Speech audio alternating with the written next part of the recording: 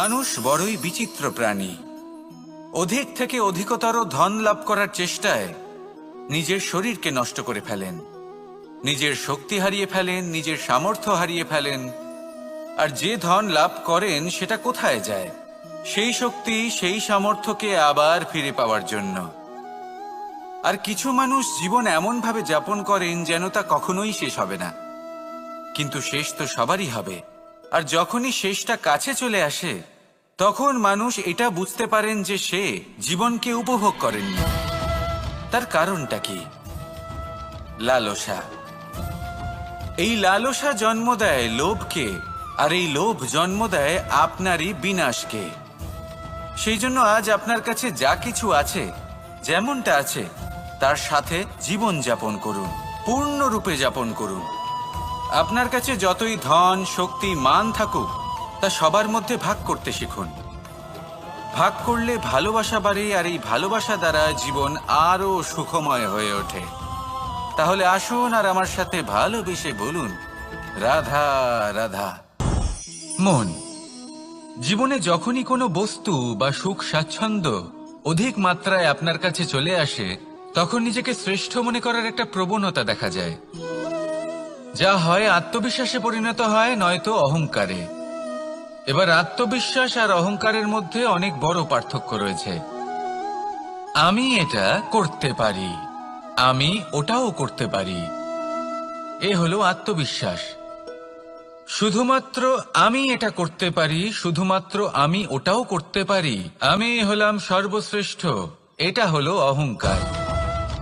এবার এই অহংকার এর ধ্বনি অনেক দূর প্রবাহিত হয়, আর এর প্রহার সর্বপ্রথম আপনাকে বিপর্যস্ত করে। এবার এই অহংকার এর বিপরীত শব্দ হলো বিনয়, অর্থাৎ নিজের ঊর্ধ্বে উঠে অন্যের বিষয় ভাবনা চিন্তা করা, সংসারের বিষয়ে ভাবা। এই বিনয়ী হবার চেষ্টা করুন, একের থেকে অনেক হওয়ার চেষ্টা করুন এবং একসাথে থাকার চেষ্টা করুন। নিশ্চিত রূপেই আপনি বিকাশের কারণ হবেন। মত্ততা থেকে নিজেকে দূরে রাখুন, অহংকার থেকে নিজেকে দূরে রাখুন। এই মন প্রসন্ন হয়ে বলবে, রাধা রাধা। জীবনে যখন কোনো ব্যক্তি নিজের লক্ষ্য প্রাপ্তির জন্য নিরন্তর পরিশ্রম করতে থাকেন, চেষ্টা করতে থাকেন, তখন তিনি কষ্ট অনুভব করেন, কখনো শারীরিক কষ্ট, কখনো মানসিক কষ্ট। এবার উনি এটা ভাবতে থাকেন যে আমি কি উচিত করছি নাকি অনুচিত করছি। কারণ অন্যদিকে এমন একজন ব্যক্তিও আছেন যিনি একদমই পরিশ্রম, চেষ্টা করছেন না। তিনি মদিরা পান করেন, বিলাসিতায় জীবন কাটান, অলস প্রকৃতির হয়ে ওঠেন, নিদ্রাতে বিলীন হয়ে থাকেন আর ভাবেন যে তিনি সুখ লাভ করছেন। কিন্তু এরকম কেন হয়? কারণ যখন আমরা সৎ পথে থাকি, উচিত পথে চলি, লক্ষ্য প্রাপ্ত করার জন্য চেষ্টা করতে থাকি, তখন আমাদের ভেতরে থাকা নেতিবাচক শক্তি এবং পাপ এই দেহকে ত্যাগ করে দেয়। আর এই অনুভূতিটাই আমাদের দুঃখের অনুভূতি দেয়, কষ্ট দেয়। এবার সেখানে যদি আমরা কুপথে চলি, অনুচিত পথে চলতে থাকি, তাহলে আমাদের ভেতরে থাকা পুণ্য এবং ধনাত্মক শক্তি আমাদের দেহ ত্যাগ করে দেয়। আর এই অনুভূতির কারণেই আমরা সুখ অনুভব করি। কিন্তু কখনো ভাববেন যে এই সুখ বেশি সময় পর্যন্ত থাকে না।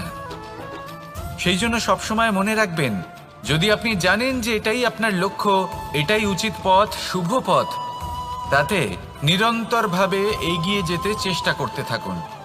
এই কষ্ট আপনাকে সুখের পরাকাষ্ঠায় কখন পৌঁছে দেবে তা আপনি জানতেই পারবেন না। আসুন আমার সাথে ভালোবেসে বলুন, রাধা রাধা। ঈর্ষা। আমাদেরই মনে বসবাস করা আরো একটা শত্রু। তবে এই শত্রু কখনো কখনো আমাদের জন্য লাভদায়কও হতে পারে।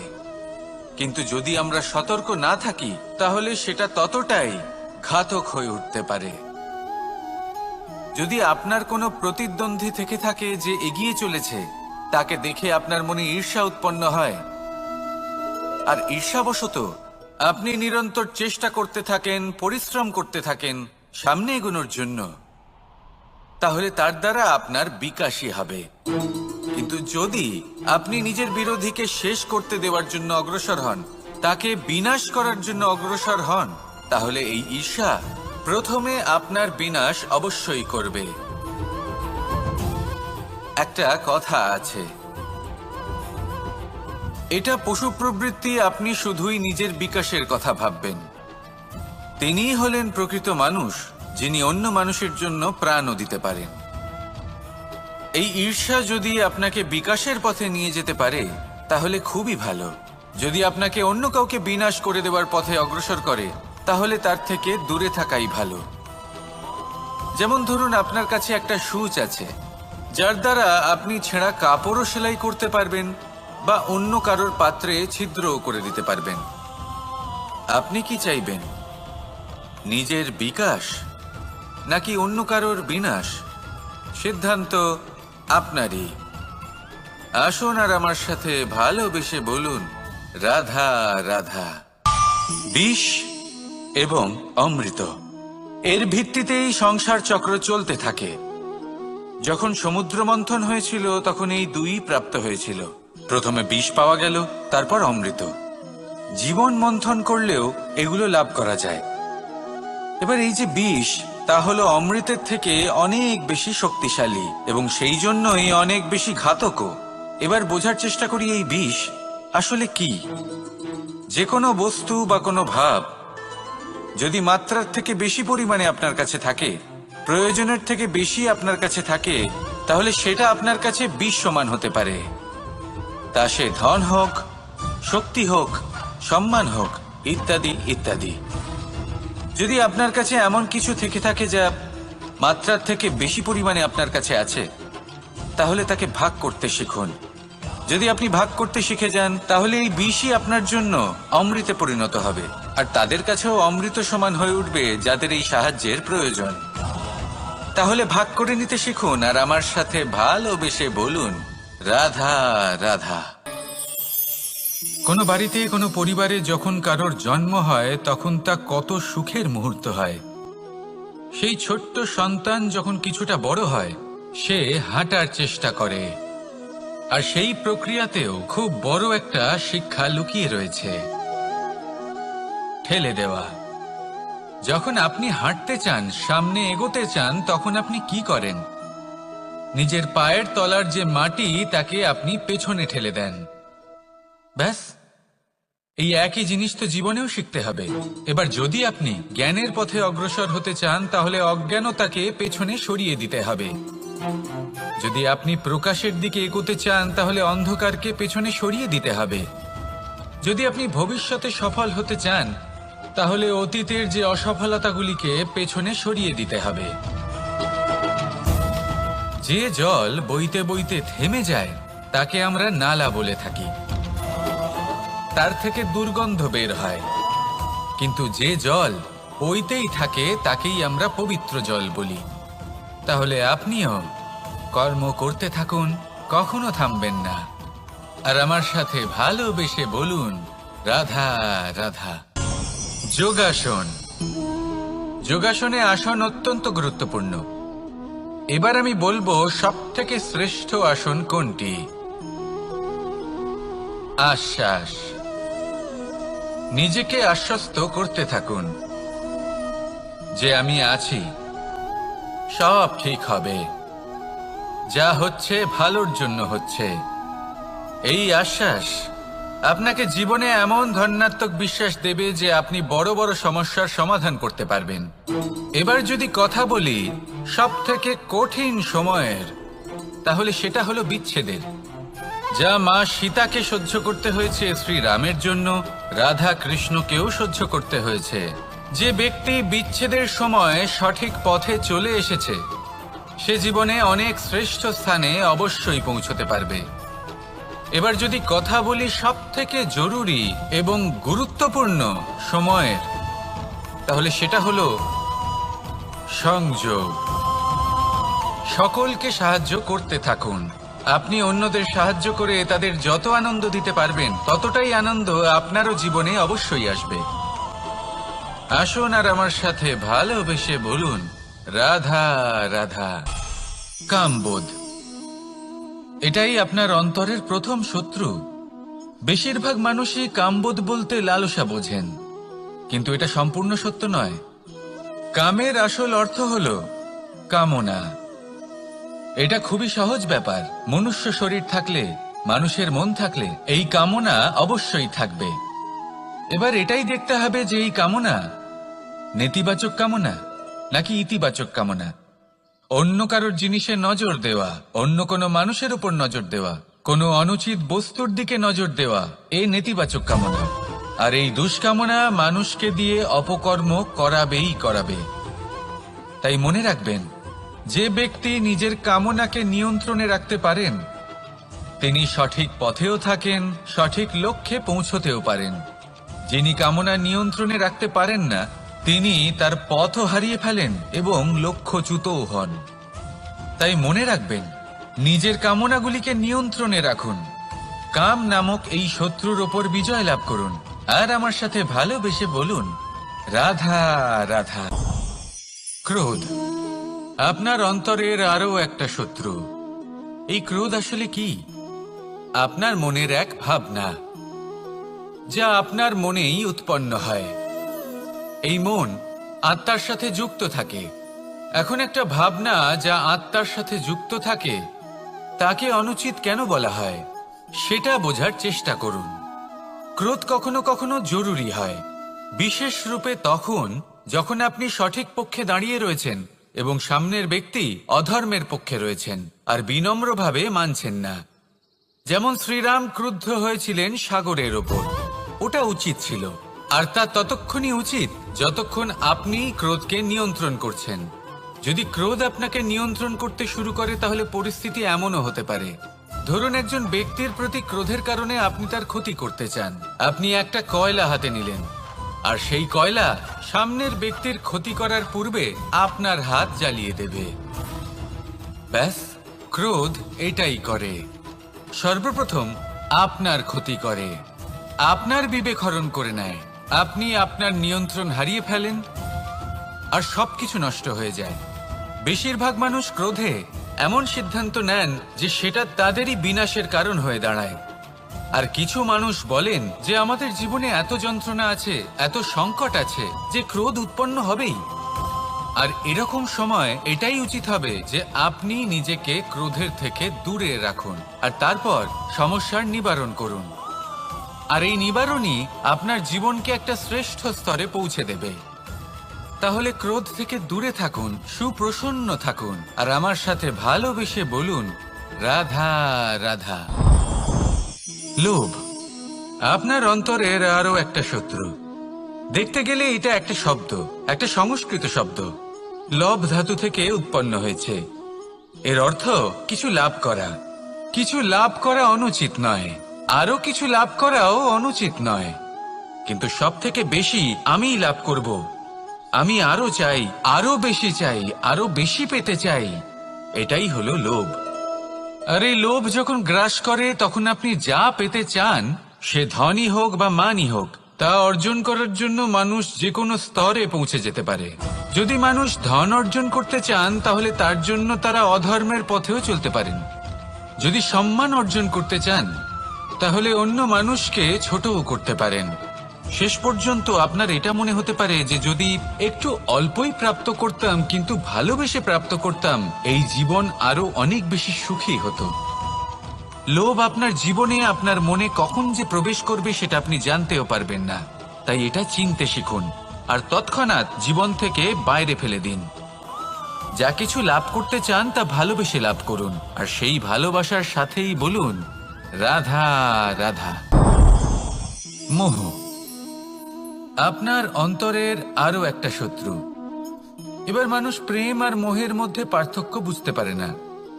কিছু মানুষ ভাবে যে মোহর মধ্যে খারাপ কি আছে।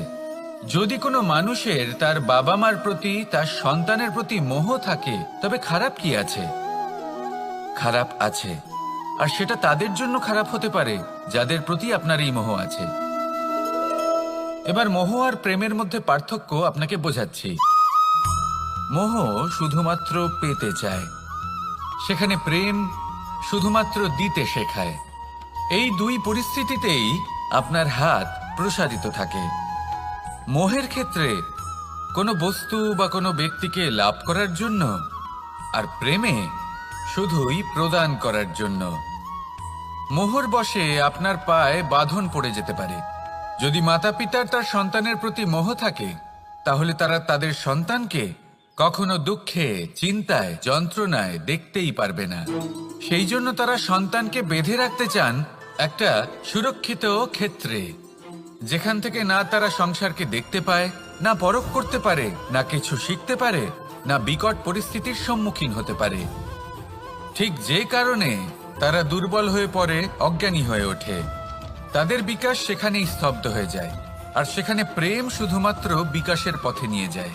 মা বাবা যদি সন্তানকে ভালোবাসেন, তাহলে তাকে ছেড়ে দেন যে যাও সংসারকে দেখো, পরখ করো আর শেখো। কিভাবে এর সাথে লড়াই করতে হবে সেটা নিজে শেখো। নিজের শক্তি নিজেই বাড়িয়ে তোলো, নিজের পথ চয়ন করো। সেই জন্য এই মোহর শিকল ভেঙে ফেলুন আর প্রেমকে আপন করে নিন। আর এই প্রেম দ্বারাই বলুন, রাধা রাধা। আলস্য আপনার আরো একটা অত্যন্ত বড় শত্রু, যা আপনার মনের মধ্যে বসবাস করে আর ধীরে ধীরে আপনার কার্য শরীরের একটা অংশ হয়ে ওঠে। সব কাজে দেরি করিয়ে দেয়, সবকিছু নষ্ট করে দিতে পারে এই আলস্য। এই কাজ আজকে হলো না, কোনো ব্যাপার নয়, কালকে করে নেব। প্রকৃতি আমাদের এটা শেখায় না। ভেবে দেখুন, যদি সূর্য এটা ভাবে যে কাল উদিত হব না, কিছুদিন পরে উদয় হব, তাহলে কি হবে? সমগ্র পৃথিবীর বিনাশ হয়ে যাবে, ঠিক কিনা? দেখুন, এই আলস্য নিয়ে খুব সুন্দর একটা কথা আছে, আলস্যস্য কুতো বিদ্যা। অর্থাৎ যিনি অলস হয়ে বসে থাকেন তিনি বিদ্যা লাভ করেন না, জ্ঞান লাভ করেন না। আর জ্ঞান না থাকলে তিনি ধন অর্জন করতে পারেন না। তার জীবনে সুখ স্বাচ্ছন্দ্যের অভাব থাকে, বন্ধুর অভাব থাকে। যেখানে সুখ স্বাচ্ছন্দ্য নেই, মিত্র নেই, আপনজন নেই, জ্ঞান নেই, সেখানে আনন্দ কিভাবে বাস করতে পারে? সেই জন্য কথায় আছে, যিনি কর্ম করেন তিনি এই সংসারে যে কোনো সুখ স্বাচ্ছন্দ্য ভোগ করতে পারেন। তাই কর্ম করুন, সময়কে সম্মান করুন, আর এই আলস্যের উপর বিজয় লাভ করুন। আর আমার সাথে ভালোবেসে বলুন, রাধা রাধা। জীবনে যদি আপনি বন্ধু লাভ করতে চান, তাহলে আপনাকে অনেকগুলো কাজ করতে হবে। প্রথমে একজন যোগ্য পাত্র সন্ধান করতে হবে, তারপর তার সাথে সময় কাটাতে হবে, সুখ দুঃখে তার সাথে থাকতে হবে, তবে গিয়ে সে বন্ধু হবে। কিন্তু যদি আপনি শত্রু খুঁজতে চান, তাহলে কোথাও যাওয়ার দরকার নেই, কারণ আপনার সব থেকে বড় শত্রু আর কোথাও নেই, আপনারই মনের মধ্যে, আপনার চেতনায় রয়েছে। ক্রোধ, মোহ, লোভ, কাম, মদ, মাৎসর্য। এ এমন 6 সব থেকে বড় শত্রু, যা আপনার আগামী 7 জন্ম নষ্ট করে দিতে পারে, যদি আপনি এদের না সামলাতে পারেন। এবার এদের সাথে যদি যুদ্ধ করতে হয়, তাহলে একটা মহাভারতের মতো দেখুন, যেখানে অর্জুনও আপনি আর কৃষ্ণও সেই আপনি। কারণ এই যুদ্ধ আর অন্য কারোর সাথে নয়, বরং নিজের সাথে। এগুলো অন্তর মনের যুদ্ধ, আর এটা জয় করা যেতে পারে নিয়ন্ত্রণ এবং অনবরত চেষ্টার দ্বারা। তাই এটাই করুন, এই 6 শত্রুকে পরাজিত করুন এবং আমার সাথে ভালোবেসে বলুন, রাধা রাধা। বেশিরভাগ মানুষই এই কথা জানেন যে আমাদের শরীর 5টি তত্ত্ব দ্বারা নির্মিত, যাকে আমরা পঞ্চতত্ত্ব বলি: জল, অগ্নি, বায়ু, ধরিত্রী এবং আকাশ। এবার এই কথা আমরা সকলে জানি, কিন্তু এগুলোর সাথে কিছু গুণ জড়িয়ে রয়েছে যেগুলো আমরা দেখতে পাই না। যদি এই গুণগুলি আমরা আত্মসাৎ করতে শিখে যাই, তাহলে সাক্ষাৎ পরমেশ্বরের দর্শন আমরা পেতে পারি। যদি কথা বলি প্রথম তত্ত্বের, জলের কথা, জল যা প্রত্যেক জ্বলনকে শীতলতা প্রদান করে। এই জলকে দেখুন, যা শুধু প্রবাহিত হতে জানে, থামতে জানে না। জল পাথরের সাথে সংঘর্ষ করতে জানে, যার পথে অনেক বাধা আসে, কিন্তু সে প্রবাহিত হতে থাকে। নিরাকার হলো এই জল, যে কোনো পাত্রেই রাখুন না কেন তার আকার ধারণ করে নেবে। এটাই হলো এর বিশেষত্ব এবং এটাই হলো আমাদের শিক্ষা। কিভাবে প্রবাহমান থাকতে হবে, কিভাবে আমাদের থামলে চলবে না, তাতে আমাদের পথের মধ্যে যতই যেরকমই সমস্যা আসুক না কেন, আমাদের এই জলের মতোই নিরাকার হয়ে যে কোনো পরিস্থিতিতেই প্রবাহমান থাকতে হবে। এই শিক্ষাই জলের থেকে লাভ করুন আর আমার সাথে ভালোবেসে বলুন, রাধা রাধা। পঞ্চতত্ত্বের মধ্যে দ্বিতীয় তত্ত্ব হল ধরণী, ভূমি, যাকে আমরা ধরণী মাতা বলি। এই ধরণী ধৈর্য ধারণ করে, আর এর ওপরেই আমাদের সমগ্র সংসার নির্ভরশীল। কারণ এই ভূমি সহ্য ক্ষমতা রাখে, এর সহ্য ক্ষমতা হলো অপরিসীম। সন্তান যতই আঘাত প্রদান করুক না কেন, প্রেম পূর্বক সহ্য করে আর তার বদলে অমূল্য রত্ন প্রদান করে। সন্তান যদি হাল চালায়, তাহলে তার বদলে তাকে অন্ন প্রদান করে। এটাই হলো ধরণী। এবার এর থেকে আমরা কি শিক্ষা পেতে পারি? এটাই যে কারোর জন্য কিছু করা বা কাউকে কিছু দেওয়া মনে কোনো কামনা ছাড়াই। আর এই কথাটা বুঝে যান, যদি কারোর জন্য কামনা না রেখে বা কোনো পাওয়ার আশা না রেখে কারোর জন্য কিছু করেন বা কারোকে কিছু দেন, যদি এটা আপনি শিখতে পারেন, তবে আপনি ভালোবাসতে শিখে গেছেন। আর সেই জন্যই এই ধরিত্রীকে মাতা বলা হয়। কারণ মাতা শুধু উনি নন যিনি গর্ভে সন্তানকে ধারণ করেন, মাতা তো উনিও যিনি জীবন বাঁচতে শেখান, যিনি জীবন বাঁচার উদাহরণ প্রদান করেন। তাহলে ধরণীর থেকে এই নিঃস্বার্থ ভাব শিখুন, নিঃস্বার্থ ভালোবাসা শিখুন, আর এই ভালোবাসার সাথেই বলুন, রাধা রাধা। বায়ু পঞ্চতত্ত্বের মধ্যে তৃতীয় তত্ত্ব। কেউ একে সমীর বলে, আবার কেউ একে পবন বলে। প্রথম কথা হলো এটাই যে এই বায়ু আমাদের জীবন দান করে প্রতিদিন, প্রত্যেক মুহূর্তে। এই বায়ুর কারণেই আমরা নিঃশ্বাস নিতে পারি, জীবিত থাকতে পারি। এই বায়ুই হলো সেই যা সকল মেঘেদের একত্রিত করে একটি স্থানে আর বর্ষা ঘটায়। আর এই বর্ষার কারণেই এই ধরিত্রীতে অন্ন উৎপন্ন হয়। এই বায়ুকে দেখুন, কখনো এতটা সৌম্য যে আপনার কোনোই তফাৎ বোধ হয় না, আর কখনো কখনো এমন রূপ ধারণ করে ফেলে যে অনেক বড় বড় পর্বতের আকার পর্যন্ত বদলে ফেলে।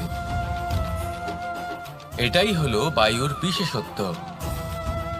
বায়ু শেখায় যে সময়ের সাথে সাথে বইতে থাকো, সকলকে জীবন দান করো, সকলকে সাহায্য করো, কিন্তু যখন বিপদ সামনে আসবে তখন দৃঢ় হয়ে সম্মুখীন হও।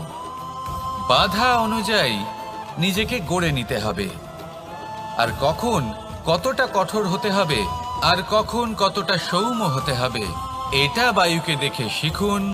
আর আমার সাথে ভালোবেসে বলুন, রাধা রাধা। অগ্নি চতুর্থ তত্ত্ব, সব থেকে বেশি গুরুত্বপূর্ণ কিন্তু তার থেকেও বেশি ভয়াবহ। কখনো অগ্নিকে নিয়ন্ত্রিত রূপে উনুনে জ্বলতে দেখেছেন? এই অগ্নি আমাদের খাবার বানাতে সাহায্য করে, যা আমাদের শক্তি প্রদান করে।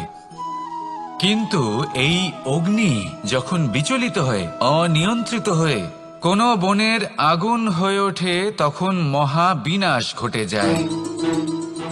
আপনারই অন্তরের ঊর্জা হলো এই অগ্নি। এটা আপনার শক্তিও, আপনার ক্রোধ। একে ব্যবহার কিভাবে করবেন তা আপনারই হাতে। যদি কোনো ব্যক্তি নিজের অন্তরের এই ঊর্জাকে ব্যবহার করেন শক্তির রূপে, তাহলে সে বিকাশ ঘটাতে পারে, নির্মাণ ঘটাতে পারে। কিন্তু যদি কোনো ব্যক্তি তার অন্তরের ঊর্জাকে বিধ্বংসী অস্ত্র বানিয়ে ফেলেন, তাহলে নিশ্চিত রূপে মহা বিনাশ ঘটতে পারে, যাতে বিনাশ তারও অবশ্যই হবে। অনেক বছর পূর্বে এমনই এক আগুনের দ্বারা এই সুন্দর পৃথিবীর নির্মাণ হয়েছিল, আর অনেক বছর পূর্বে এমন এক আগুনেই সমস্ত জীব এবং সংসার বিলুপ্ত হয়ে গেছিল। এবার আপনি আপনার অন্তরের ঊর্জা দ্বারা বিনাশ ঘটাতে চান নাকি নির্মাণ ঘটাতে চান, সেই সিদ্ধান্ত আপনারই। আসুন আমার সাথে ভালোবেসে বলুন, রাধা রাধা। পঞ্চম তত্ত্ব, আকাশ, নব, ব্যোম। আসলে কোনো ভ্রম নাকি সত্য? ভ্রম তো হতে পারে না, কারণ ভ্রমের মধ্যে কেউ বাঁচতেই পারে না। আর যদি সত্য হয় তাহলে এতটাই বিশাল যে আমাদের চোখের থেকে, আমাদের ইন্দ্রিয়ের থেকে, আমাদের মস্তিষ্কের থেকে, আমাদের চিন্তা ভাবনার থেকেও অনেক ঊর্ধ্বে, যাকে আমরা বুঝতেই পারি না। এটা যতটাই বিশাল আকার, ঠিক ততটাই সরল। এই আকাশ যতই অন্ধকারাচ্ছন্ন, ততটাই আলোর প্রকাশ প্রদান করে থাকে। দেখতে গেলে এ হলো জীবনের সঞ্চালক, কিন্তু যদি ক্রুদ্ধ হয়ে যায় তাহলে প্রাণ কেড়ে নিতেও দ্বিধা বোধ করে না। এই আকাশ শুধুমাত্র পৃথিবী লোক নয়, বরং এই সমগ্র ব্রহ্মাণ্ডকে, এই সমগ্র সৃষ্টিকে, এর প্রত্যেকটা তারাকে, প্রত্যেকটা গ্রহকে একটা বিশেষ স্থান প্রদান করে। এর নিজের কোনোই অস্তিত্ব নেই, কিন্তু সকলকে অস্তিত্ব প্রদান করে। এটাই হলো এই আকাশের মাহাত্ম্য। এই আকাশই হলো মাহাত্ম্যের প্রতিরূপ, যা আমাদের ভাবনা দ্বারা উৎপন্ন হয়। আপনিও আকাশের মতো এই বোধকে আপন করে নিন। আপনার জীবনও আকাশের মতন মহান এবং বিশাল হয়ে উঠবে। আর তখনই মন সুপ্রসন্ন হয়ে বলবে, রাধা রাধা। কাম, তৃতীয় পুরুষার্থ। এবার অধিকাংশ মানুষই কাম বলতে বিলাসিতা, বাসনা, লালসা মনে করে ফেলে। আসলে এমন কিছুই নয়। কামের বাস্তবিক অর্থ কি? কামের বাস্তবিক অর্থ হল কামনা। প্রতিটা ব্যক্তি, প্রতিটা মানুষ, প্রতিটা জীব এই সংসারে কোনো না কোনো বিশেষ কারণে আসে। সেই কারণকে পূর্ণ করার জন্য কর্ম করাকে কাম বলে। এখন সেটা সবার জন্য ভিন্ন হতে পারে। কারোর কাছে সেটা জ্ঞান অর্জন করা হতে পারে, আবার কারোর কাছে নির্মাণ করা হতে পারে। কারোর জন্য পরিবারকে সঞ্চালন করা হতে পারে, আবার কারোর জন্য এই সংসার থেকে পাপ দূর করা হতে পারে। কিন্তু সবথেকে গুরুত্বপূর্ণ হলো যে মানুষ যেন নিজের কর্ম ঠিক করে করে, সম্পূর্ণ যত্ন নিয়ে করে। তৃতীয় পুরুষার্থ মানে এই কাম। এটার অনুচিত অর্থ নিজেকে বোঝানো মানেই সমগ্র জীবনকে অর্থহীন করে দেওয়া। তাই প্রেম দ্বারা আপনার এই সংসারে আসার কারণটাকে অনুসন্ধান করুন, আর এই প্রেমের সাথেই বলুন, রাধা রাধা। এবার এই পুরুষার্থের বিষয়ে আপনারা অবশ্যই শুনেছেন। মোক্ষ, চতুর্থ পুরুষার্থ। আপনারা কি জানেন এই মোক্ষ আসলে কি? ধর্ম, অর্থ, কামনার পালন করতে করতে মৃত্যু লাভ করা, এটাই কি মোক্ষ? না, মোক্ষ হলো সেটাই যা জন্ম এবং মৃত্যুর ঊর্ধ্বে। প্রত্যেক ব্যক্তি, প্রত্যেক জীবই সংসারে কোনো না কোনো বিশেষ প্রয়োজনে আসে। ধর্মপথে, সৎপথে অর্থ উপার্জন করা, প্রয়োজনকে পূর্ণ করার চেষ্টা করতে করতে সেই প্রয়োজনকে পূর্ণ করা তাকে মুক্তির পথে নিয়ে যায়, যা হলো মোক্ষ। যদি এই মোক্ষ লাভ না হয় তাহলে মানুষ জন্ম এবং মৃত্যুর এই চক্রে বারবার ফিরে আসবে। তাই নিঃস্বার্থভাবে সদ্ভাব নিয়ে কর্ম করুন, সকলকে ভালোবাসুন, আর আমার সাথে বলুন, রাধা রাধা। কখনো কখনো আমরা খুব ব্যথিত হয়ে পড়ি। আমরা নিজেদের পরিবারের জন্য এত কিছু করি, আর তারা আমাদের দেখলেই ভয়ভীত হয়ে পড়ে, আমাদের দেখলে বিরক্ত হয়। কখনো নিজেদের সন্তানকে বিকাশের পথে অগ্রসর করার জন্য আমরা তাদের উপর একটু জোর দিই যাতে তারা পরিশ্রম করে, কিন্তু সেই সন্তান আমাদের উপর বিরক্ত হয়ে পড়ে। কখনো সন্তানকে সঠিক শিক্ষা দেওয়ার জন্য আমরা তাদের কিছু সীমা নির্ধারিত করি, তখন সেই সন্তানের চোখে নিজেদের জন্য আমরা ঘৃণা দেখতে পাই। মানুষ কেন ব্যথিত হবে না? দেখুন, যখন সূচের দ্বারা আপনি বস্ত্র সেলাই করেন তখন সূচের আঘাত সেই বস্তুকে সহ্য করতে হয়, কিন্তু তাতে সেই সূচ বা আপনার উদ্দেশ্যে কোনো প্রভাব পড়া উচিত নয়, কারণ আপনি তো আপনার কর্ম করছেন, আর তাও পূর্ণ নিষ্ঠা ভরে, এবং অবশেষে আপনার উদ্দেশ্য শুভ প্রমাণিত হবে। তাই কেউ বিরক্ত হচ্ছে বলে বা কারোর চোখে নিজের প্রতি ঘৃণা দেখার ভয় কখনো পিছিয়ে যাবেন না। কষ্ট না করে বিকাশ সম্ভব নয়। কর্ম করতে থাকুন, সব কিছু শুভ হবে। আসুন আমার সাথে ভালোবেসে বলুন, রাধা রাধা। মাতা পিতার মনে সবসময় এই বাসনা বাস করে যে ওনাদের সন্তানের যেন মঙ্গল হয়। নিজের সন্তানকে সেই সবকিছু দেওয়ার সবসময় চেষ্টা করতে থাকেন যেগুলো তারা নিজেরা নিজেদের জীবনে কখনো পেতে পারেননি, এবং এই প্রক্রিয়ায় সব থেকে গুরুত্বপূর্ণ বিষয়টি ভুলে যান, নিজের সন্তানকে সেই জিনিস দেওয়া যেটা উনি সব থেকে আগে পেয়েছেন। আমি ধনের কথা বলছি না, আমি বলতে চাইছি নিজের অভিজ্ঞতা দ্বারা ওনারা যে মানসিক স্থিতি লাভ করেছেন, ওনারা যে মর্যাদা লাভ করেছেন, যে শিক্ষা ওনারা লাভ করেছেন, সবার আগে নিজের সন্তানকে সেটা দেওয়া প্রয়োজন। সেটা যদি নিজের সন্তানকে দিতে পারেন তাহলে এই সন্তান জীবনে তার পথে এগোতেও পারবে, ধন অর্জন করতে পারবে এবং শক্তিশালী অনুভবও করতে পারবে। সেই জন্য সন্তানকে সবার আগে সেটা দান করুন যেটা সব থেকে বেশি মূল্যবান। সেটা দিন যেটা আপনি সবার আগে লাভ করেছেন। আসুন আমার সাথে ভালোবেসে বলুন, রাধা রাধা। ধন, সম্পদ, ঐশ্বর্য, মানুষ হয় নিজের সৌভাগ্যের দ্বারা এগুলো লাভ করে থাকেন বা কর্মের দ্বারা। সৌভাগ্য আসলে কি? গ্রহের দশা যা প্রত্যেক মুহূর্তে বদলাতে থাকে। কর্মের মাধ্যমে যখন আপনি ধন অর্জন করেন তখন সেই ধন আপনার আগামী প্রজন্ম লাভ করে। সেটা হয় সে ভোগ করে বা তার জন্য তার ভোগান্তি হয়, আর এটা নির্ভর করছে আপনার কর্মের ওপরে। কি কর্ম করেছেন আপনি সেই ধনকে লাভ করার জন্য?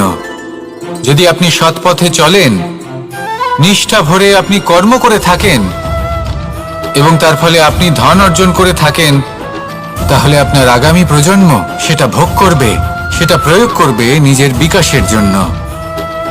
কিন্তু যদি আপনি কুকর্ম করে থাকেন, কোন রকম ছলনা করে থাকেন এই ধন লাভ করার জন্য, তাহলে 100% আপনার আগামী প্রজন্মকে এর জন্য ভুগতেই হবে। তাহলে আপনি কি চাইবেন? যে আপনার আগামী প্রজন্ম সুখ ভোগ করবে নাকি আপনার কুকর্মের পরিণাম ভোগ করবে?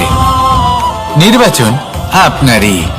আসুন আমার সাথে ভালোবেসে বলুন, রাধা রাধা। কর্ণ, সূর্যপুত্র কর্ণ, স্বয়ং সূর্যের পুত্র, দেবী কুন্তির প্রথম পুত্র। সেই কর্ণ যার একটি বাণ আমার রথকে, সেই রথ যার ওপর মহাবলী অর্জুন বিরাজমান ছিলেন, যার পতাকায় স্বয়ং হনুমান ছিলেন, সেই রথকে তার একটি বাণ ধসিয়ে দিতে পেরেছিল। দৈব কবচ কুণ্ডলধারী কর্ণ, সেই কর্ণ যুদ্ধক্ষেত্রে নিজের সমাপ্তির সম্মুখীন হলেন। কারণ কি ছিল? নির্বাচন। দুর্যোধনের সাথে বন্ধুত্ব রাখার জন্য তার অনুচিত কর্মে কোনোদিন কোনো প্রতিবাদ করেননি, তাকে সঙ্গ দিয়েছেন এই নির্বাচন। যখন দ্রৌপদীর বস্ত্রহরণ হচ্ছিল তখন তাকে বাধা দেওয়ার বদলে নীরব থাকার নির্বাচন, তার বিরোধিতা কখনো না করার নির্বাচন। এই নির্বাচনই কারণ হয়ে দাঁড়ালো কর্ণের পতনে। এই সংসারে সবার উপকার আপনি স্বীকার করতে পারেন, তাকে সম্মানও করতে পারেন, কিন্তু তার সামনে এতটাও নত হবেন না যে নিজের অন্তর্মনের কথাটা আপনি শুনতে না পান। নির্বাচন যদি ধর্মসঙ্গত হয় তবেই তা শুভ হয়। আসুন আমার সাথে ভালোবেসে বলুন, রাধা রাধা। ভীষ্ম একটা মহান নাম, দেবী গঙ্গার সুপুত্র। স্বয়ং বৃহস্পতি এবং পরশুরাম ছিলেন ওনার শিক্ষাগুরু। অত্যন্ত মহান যোদ্ধা ছিলেন, কিন্তু এই মহান যোদ্ধা ইনি ইতিহাসে আজ পর্যন্ত সেই সম্মান পেলেন না যার উনি যোগ্য ছিলেন। কারণ নির্বাচন।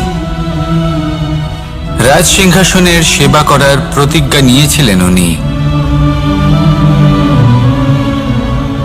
এবার রাজ সিংহাসনে যেই বসুক না কেন তার সেবা করা, তার প্রত্যেক আদেশ পালন করা, এটাই ছিল ওনার প্রতিজ্ঞা। তা সেই ব্যক্তি উচিত হোক বা অনুচিত, সে উচিত পথে চলুক বা অনুচিত পথে চলুক, সুপাত্র হোক বা কুপাত্র, উনি তার সেবা করতে থাকলেন, তার প্রত্যেক আদেশ পালন করতে থাকলেন, নিজের প্রতিজ্ঞা পালন করতে থাকলেন।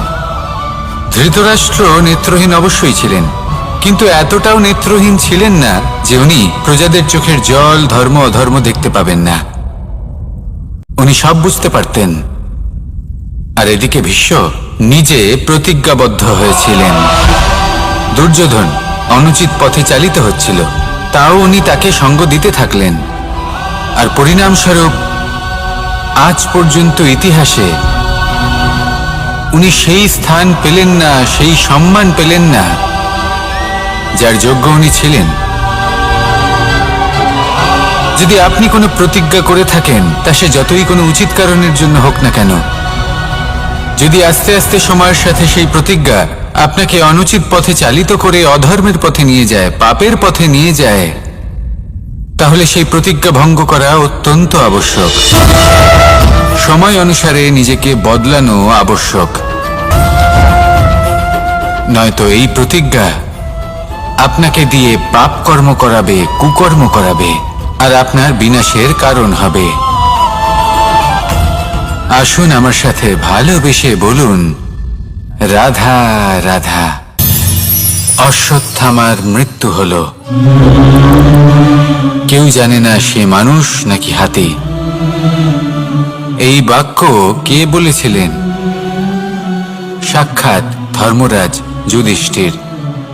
সেই যুধিষ্ঠির যিনি নিজের জীবনে কখনো মিথ্যে বলেননি, কিন্তু উনি এমন কিছু নির্বাচন করেছিলেন যার জন্য চিরকাল শুধুই মহারাজ যুধিষ্ঠির হয়ে থেকে গেলেন। কখনো অভিমন্যুর সমান হতে পারলেন না।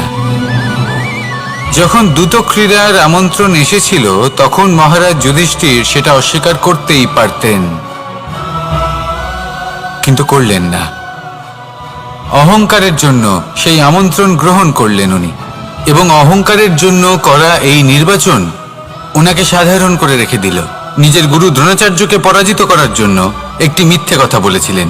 অশ্বত্থামা মারা পড়েছে, আর তারপর গ্লানিমাখা কণ্ঠে ধীর স্বরে বলেছিলেন, জানি না সে মানুষ না হাতি, কিন্তু অর্ধসত্য হোক বা সত্য লুকোনো হোক, তা হল মিথ্যের সমান, এবং প্রত্যেকটি কর্মের ফল মানুষ অবশ্যই ভোগ করে।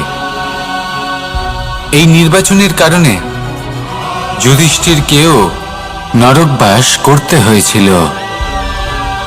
তাই নিজের কর্ম শ্রেষ্ঠ করে তুলুন, কারণ এটাই সুনিশ্চিত করবে যে আপনি এই সংসার থেকে বিদায় নেওয়ার পরেও জীবিত থাকবেন নাকি নয়। আসুন আমার সাথে ভালোবেসে বলুন, রাধা রাধা। আমাদের জীবনে গুরুজনেরা, জ্ঞানী মানুষজন সবসময় একটা কথা বলেন, ধৈর্য ধরো। শুধুমাত্র দুটো শব্দ, কিন্তু কতটা বিশাল সেটা বোঝার চেষ্টা করুন। ছোট একটা অস্ত্র হাতে নিন এবং একটা বিশাল পর্বতে নিরন্তর প্রহার করতে থাকুন, ধৈর্য ধরে সেই কাজ করতে থাকুন। এমন একদিন আসবে, এই বিশাল পর্বতে আপনি একটা পথ তৈরি করবেন। কোনো ধনুর্ধর যখন নিজের বিদ্যা অর্জন করেন, তখন তাকেও ধৈর্য ধরতে হয়, তার নিজেকে সময় দিতে হয়, তবেই সে ধনুর্বিদ্যা শিখতে পারে। সেইভাবে আমাদের জীবনেও ধৈর্য ধরার খুব প্রয়োজন। পরিবারে ধৈর্য রাখতে পারলে তাহলে আস্তে আস্তে দেখবেন প্রেম বৃদ্ধি পাচ্ছে। সমাজে যদি ধৈর্য রাখতে পারেন তাহলে আস্তে আস্তে এই সমাজ আপনাকে সম্মান করবে। যদি নিজের জীবনে ধৈর্য রাখতে পারেন তাহলে নিজে থেকেই আত্মবিশ্বাস বাড়বে, নিজের বিকাশ হবে। জীবনে সবই সম্ভব যদি ধৈর্য রাখতে পারেন। হয়তো আস্তে আস্তে হবে, কিন্তু হবে অবশ্যই। শুধু ধৈর্য রাখুন, কারণ ধৈর্যই সব থেকে বড় পুঁজি। আসুন আর আমার সাথে ভালোবেসে বলুন, রাধা রাধা।